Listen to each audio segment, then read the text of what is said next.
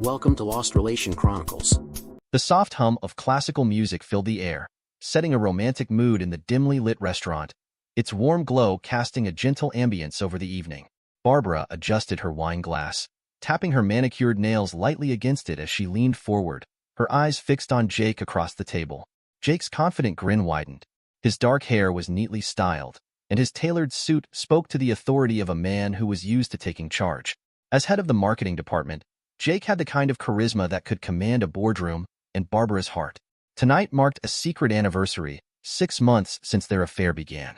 For Barbara, every glance, every touch shared across the mahogany table carried a thrilling sense of forbidden excitement. Her eyes sparkled with a mix of joy and mischief as she sipped her wine, savoring both its rich flavor and the intoxicating presence of Jake. Their romance had grown in the midst of office life. Barbara, once diligent and reserved, found herself irresistibly drawn to Jake's magnetic personality during late-night meetings and shared projects. He was everything her husband, David, was not: spontaneous, daring, and capable of making her feel truly alive. David, her husband of 5 years, was steady and reliable, a man who loved her with a quiet devotion and had stood by her through thick and thin. But with Jake, she felt something she hadn't in years: passion, excitement, a spark of electricity that surged through her veins. As she traced the rim of her glass, Barbara's mind briefly wandered to the life she'd left behind for this fleeting passion. David, who had built their life together with patience and sacrifice, was everything she once believed she wanted. But with Jake, there were no routines, no expectations, just stolen moments of wild excitement. Where David offered stability and comfort, Jake represented fire and adrenaline, a contrast that Barbara found herself craving more and more. Her thoughts were pulled back to the present as Jake's voice filled the air. His hand rested lightly on hers, sending a jolt of energy through her. "What are you thinking about?" he asked, his deep voice soft. Barbara smiled, tilting her head coyly. "Just how lucky I am to be here with you tonight," she replied. Jake grinned, clearly pleased, and raised his glass. "To 6 unforgettable months," he toasted. Barbara echoed him, her voice steady, though inside, a quiet battle raged. She was breaking every rule she once held dear, yet her heart raced with defiance. After all, there was only one life to live, and she wanted it all, rules and morality be damned. Jake leaned in, his fingers gently wrapping around her hand, his dark eyes glinting with mischief. "Are you thinking too much again?" he asked softly. "Maybe you're worried about your husband, David? By the way, how's he doing?" Barbara let out a soft laugh, shaking her head. "Oh, everything's fine. My husband's like any other husband, though he's been a little on edge lately. He visited his parents at their ranch a couple of days ago. Hasn't seen them in a while, and he's especially concerned about his father. He's getting older, and David feels guilty for not visiting more often." Jake raised an intrigued eyebrow. "A ranch? I never figured David for the cowboy type." Barbara giggled, a blush creeping across her cheeks. "Oh, trust me, David's no cowboy. He's too calm and kind.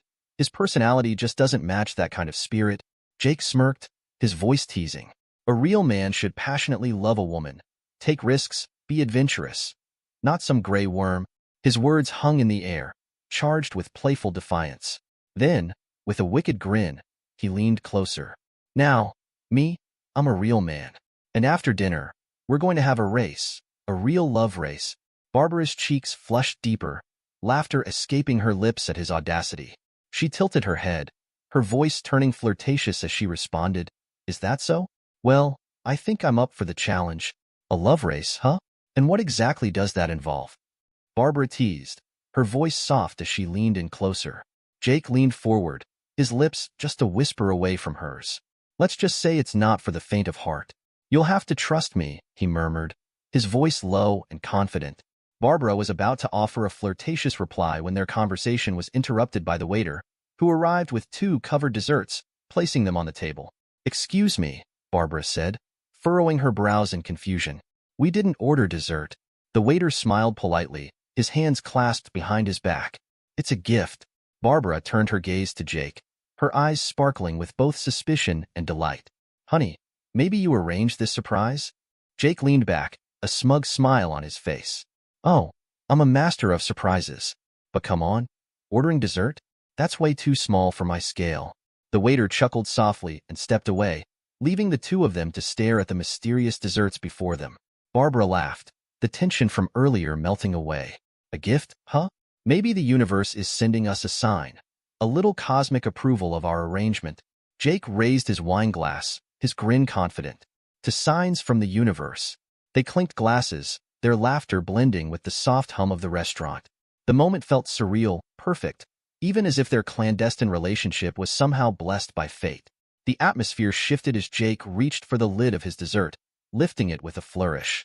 Inside, an elegant piece of chocolate cake was topped with glossy icing, with a joker playing card stuck in the center. Jake tilted his head, a half-smile forming on his lips. "What the hell?" he muttered, plucking the card from the cake. "I don't get it. What kind of stupid joke is this?" Barbara, sitting across from him, felt a pang of unease at the sight of the card. Her fingers drummed nervously against the table as she reached for her own dessert. Slowly, she removed the lid, revealing a similar piece of cake. But atop hers was something more, a glint of metal. A cherry impaled on a ring sat perched on top. For a moment, Barbara's breath caught in her throat as her mind jumped to a romantic conclusion. "Jake," she said, her voice nervous, holding the cake closer. "I have a ring. Are you really—" Wait. Her voice faltered, and her heart dropped as her eyes widened in horror. "Jake, this is David's wedding ring." Panic surged through her chest. Her hands trembled as her mind raced. How was her husband's ring here, in this restaurant? Her thoughts spun, each possibility more terrifying than the last. She stared at Jake, but he seemed more annoyed than alarmed.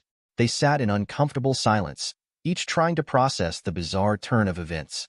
Then, a shadow fell over the table as a man impeccably dressed in a crisp suit approached. Without invitation, he sat down, his presence radiating authority. His sharp, steady gaze carried the precision of someone used to command. Barbara and Jake exchanged bewildered glances but didn't speak. "I beg your pardon, ladies and gentlemen," the man said, his voice calm and measured. "I won't take up much of your time." His composed demeanor contrasted sharply with the chaos at the table. Jake, ever brash, leaned forward. His expression hardened. "What the hell is going on? Who are you? And what kind of twisted joke is this? Are you looking for trouble?" The man remained unflustered. "My name is William," he said, his tone unwavering. "I would ask you to remain calm. There's no need for aggression." From his jacket, William pulled out a slim leather folder and handed it to Barbara. "Before the lady opens this, I have a proposition for you, Jake." Jake's eyes narrowed, suspicion clouding his expression.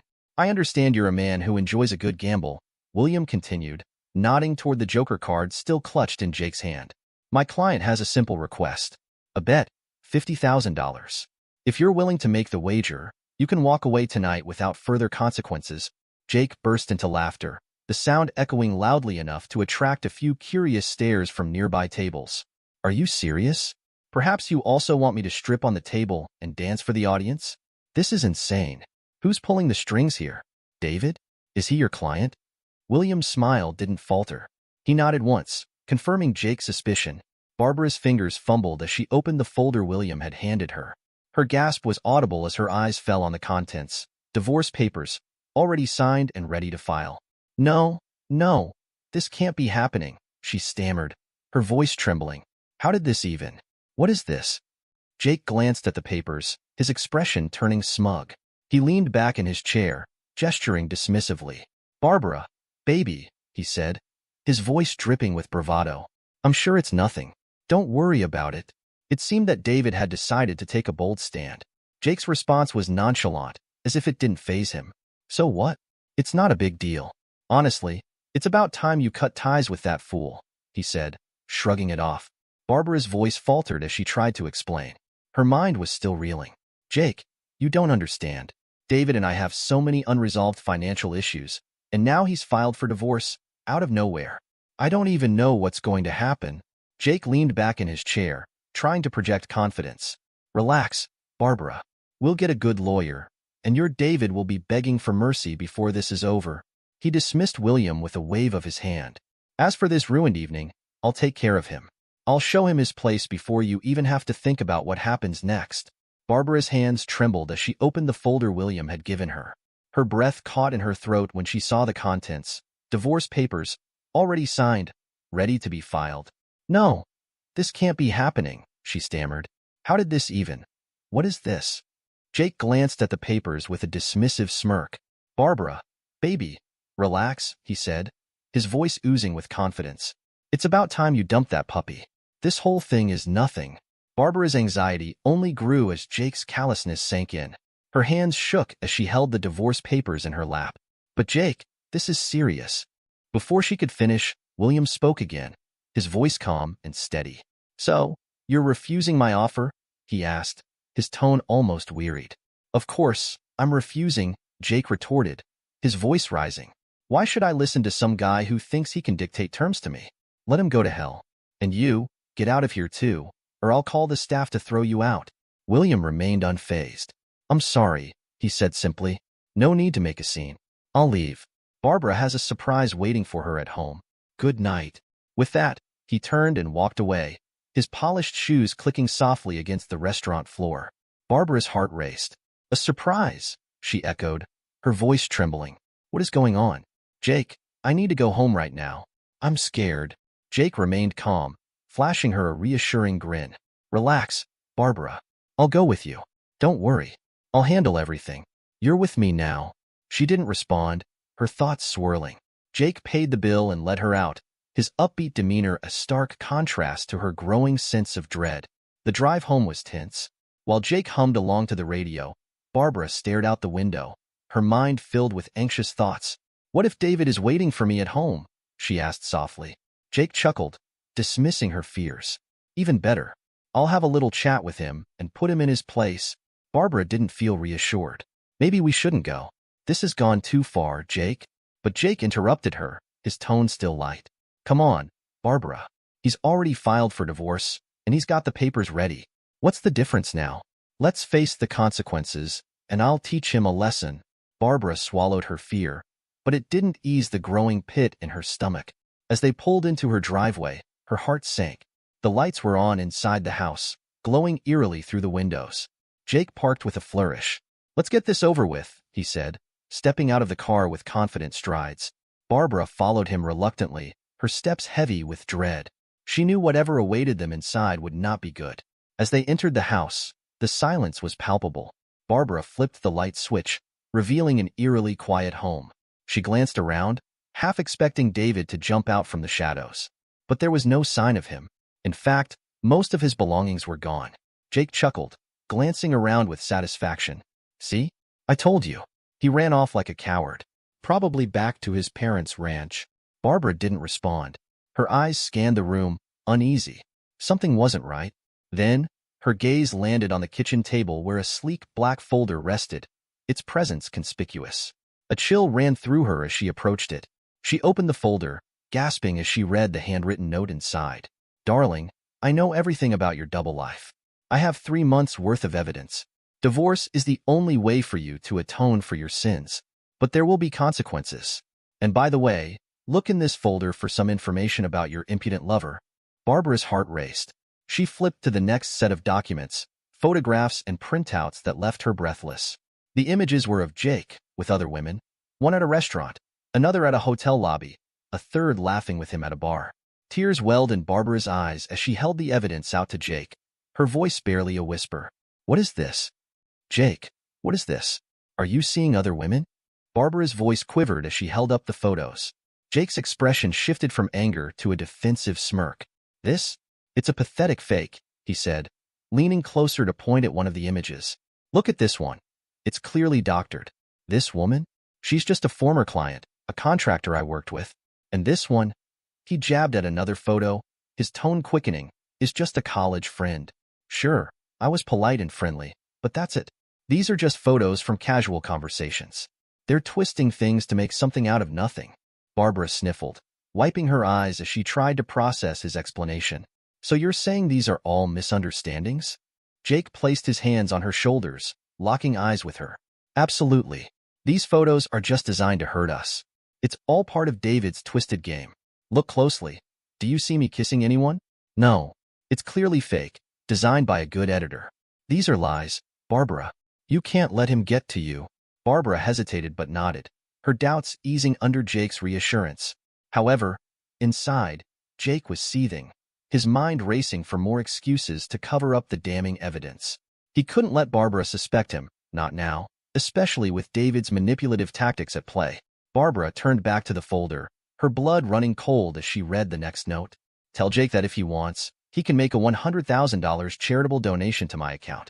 It'll clear his conscience, and he can breathe easier.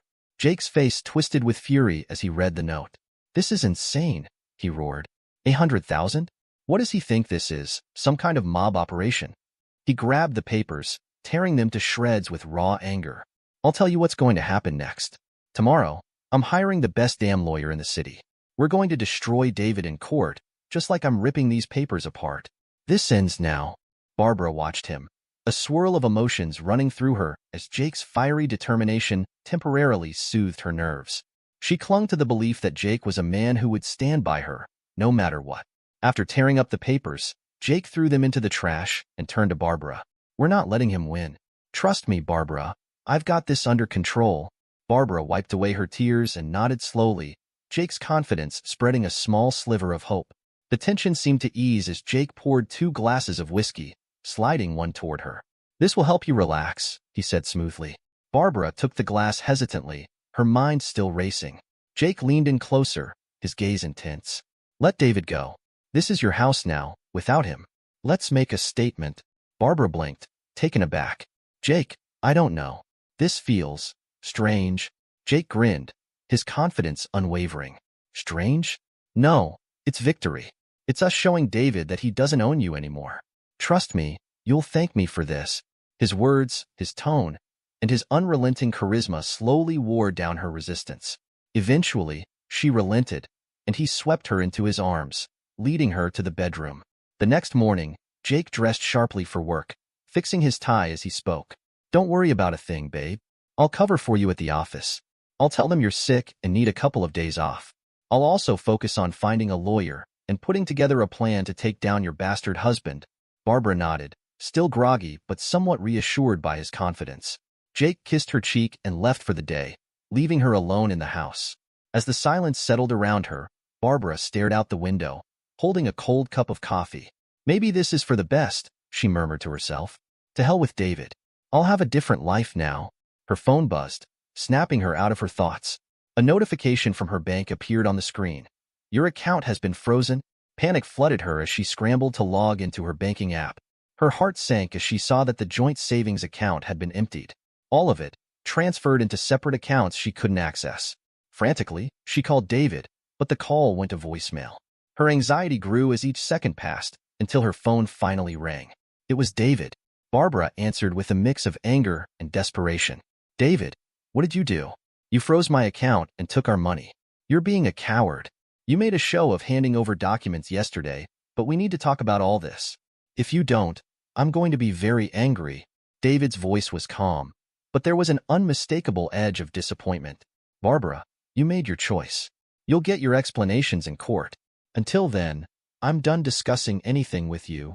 You can't just, Barbara began. But David interrupted, his tone firm. I'm not interested in listening to you anymore. You didn't even bother to call me last night. Address all your questions to my lawyer. The line went dead, leaving Barbara trembling with fury and fear. Desperate for support, she dialed Jake. After a few rings, he answered, his voice unusually dry. Barbara explained what David had done, freezing the bank account and taking all the money. Jake listened calmly before replying. Barbara, we've got a problem. What now? She asked, her voice breaking. David is a sneaky bastard, Jake said, his tone turning serious. He's already informed the big bosses at the company. He told them about us, about the affair. Barbara gasped. What? What did you tell them to justify it? Jake sighed heavily. I told them it was a misunderstanding, that your husband is going crazy because of the divorce. I said he's paranoid and trying to ruin both of us out of spite. Did they believe you? The bosses are giving me some leeway. I'm a valuable asset to the company, so they're turning a blind eye for now. But I need to clean this up quickly. Barbara clutched her phone, her voice trembling. What do we do now? Jake's voice turned sharp and commanding. I'm looking for a lawyer. I'll involve some influential friends to make sure we win this. But Barbara, I need David's number. I have to talk to him man to man. She hesitated, unsure if giving Jake the number was the right choice. But Jake's confidence reassured her once more. Okay, she whispered, reciting David's number. Jake jotted it down. Don't worry, Jake said, his tone softening. I'll handle this. Barbara hung up, her nerves frayed but holding on to the hope that Jake would keep his promises. Jake paced the floor of his office, his phone pressed to his ear, his hand clenched into a fist as the line connected. The moment he heard David's voice, Jake launched into a tirade. Listen, you little punk, Jake growled. You've started a dangerous game, and you don't even realize what you've gotten yourself into. You've crossed all the lines, and now this is personal, a vendetta. David's silence on the other end only fueled Jake's anger. He continued, his voice dripping with disdain. But I'm giving you a chance, David. Divorce Barbara without any of your little tricks or schemes, and explain to me why the hell you're talking to my management about me and Barbara. You better fix this, apologize, and admit that it's all a misunderstanding. Do that, and I'll forget about you. Otherwise, Jake let the threat hang in the air, his tone menacing. David's faint chuckle came through the phone, followed by his calm response. A bet, he said, his voice dripping with confidence. That's all I offered you, Jake. A bet in the form of a charitable contribution. Consider it compensation for the damage you helped cause to my marriage. Barbara will bear full responsibility for her choices, and so will you. But you, Jake, your arrogance and impudence, those piss me off. Jake gritted his teeth, barely holding back his fury. Oh, you think you're clever, huh? David ignored him and continued, his voice composed but firm. Here's my last offer, Jake. Make a charitable contribution to my account, $200,000, and I'll ensure your nerves stay calm and your conscience gets a little clearer. Jake's voice exploded in rage. You think I'm going to roll over and hand you that kind of money? Who the hell do you think you are?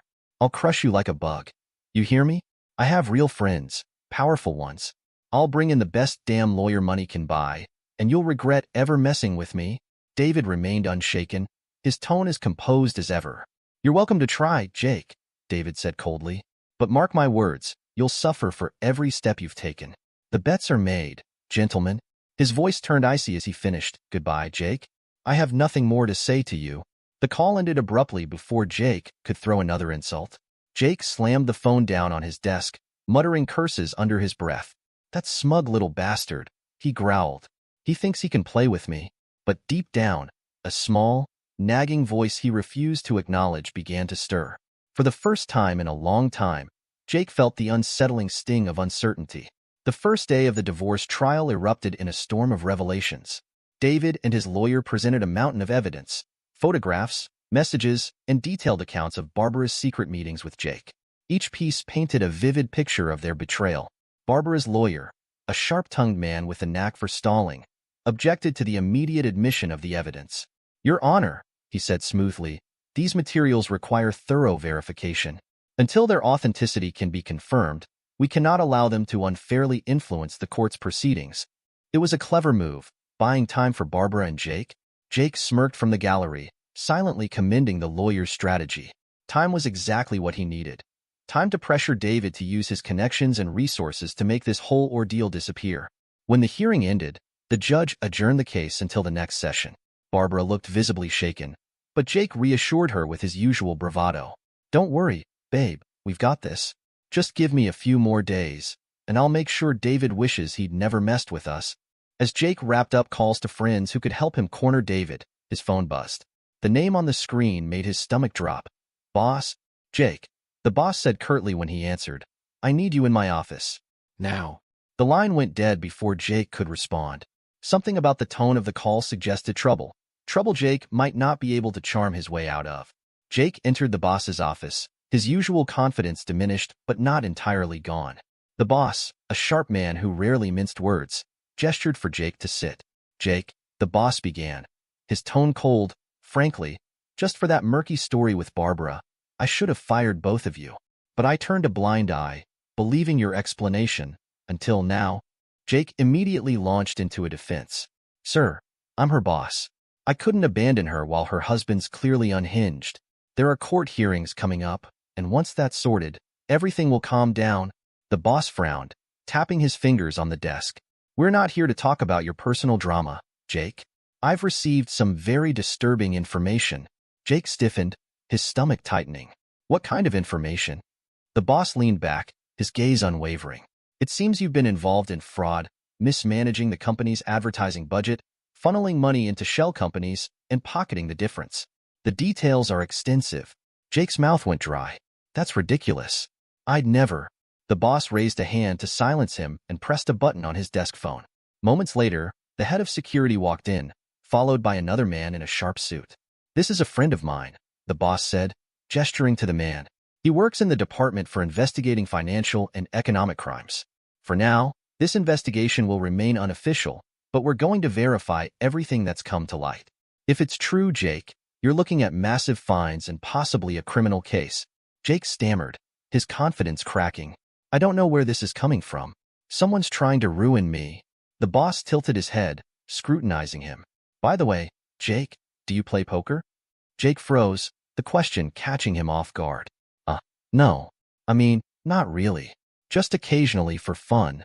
The boss slid a folder across the desk, opening it to reveal photographs. They showed Jake sitting at a poker table in dingy backrooms, surrounded by unsavory characters. People say you sometimes win, sometimes lose big. Jake's face turned pale as he struggled to form a coherent response. This isn't what it looks like. It's just, I wasn't. It's harmless. The boss's expression remained icy. Harmless, Jake? You've put this company's reputation on the line. From this moment forward, you're under scrutiny. Every move you make, every decision. It's all being monitored. Jake left the office under the watchful eye of a security guard, his mind racing. Back in his own office, he collapsed into his chair, clutching his head in despair. His phone buzzed, and he glanced at the screen. A message from David. Merry Christmas, Mr. Confidence. Jake slammed the phone down on his desk, frustration boiling over. Moments later, it buzzed again. This time a call from Barbara. Jake, she began, her voice filled with worry. Can we meet for dinner and discuss an action plan? We need to figure out what to do, Jake. Barbara's voice trembled, desperation in her tone. Jake, his patience at its breaking point, snapped back. I'm not going to solve other people's problems, Barbara. Figure it out yourself. Why the hell did you even drag me into this mess? Jake, please, she pleaded, but he cut her off, his voice cold. I have more important things to deal with. Bye. Without hesitation, he hung up and blocked her number. Barbara sat on the edge of her bed, her face buried in her hands as tears streamed down her cheeks. The weight of her decisions crushed her. She had lost everything. David, Jake, and even the life she had once taken for granted. Just days after Jake's betrayal, Barbara received devastating news. She was being fired. Her boss cited the public scandal, explaining that the company couldn't afford the damage her drama had caused to its reputation. On the same day, she learned that Jake was under investigation for financial fraud at work. Her divorce case concluded swiftly and brutally, with David's overwhelming evidence ensuring she received nothing. No assets, no financial support, only the legal fees for her own lawyer. Desperate, Barbara had to take out a loan to cover her debts.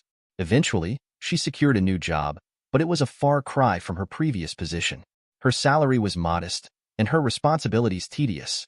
Every day, she was reminded of how far she had fallen, and every night, she cried herself to sleep. Jake, once brimming with confidence and charm, now sat in his small, disheveled apartment. His lawyer had warned him that the fines for his fraud were just the beginning. Jail time was likely. He stared at the evidence David had amassed, realizing the thoroughness of the investigation.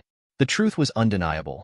David had uncovered not just his affair with Barbara, but also the fraudulent shell companies and embezzlement schemes Jake had orchestrated. Jake's darker side had been fully exposed, with the Betrayal investigation beginning after David's anonymous tip. His rage toward David burned hot, but there was nothing he could do. David had outplayed him, and Jake knew it. Meanwhile, David sat in the quiet comfort of his parents' ranch, his heart lighter than it had been in months. He thought back to William, the private detective he had hired. The man had been worth every penny, collecting overwhelming evidence not only against Barbara but also Jake. It had been an expensive endeavor, but for David, honor and dignity were priceless. Now free from the weight of betrayal, he focused on what truly mattered: family and rebuilding his life. He had no need to gloat or seek further revenge. He had already won. As he watched the sun set over the horizon, David felt a sense of peace. He was ready to leave the past behind and start anew. Dear listeners, please share your thoughts in the comments section below, and don't forget to like, share, and subscribe.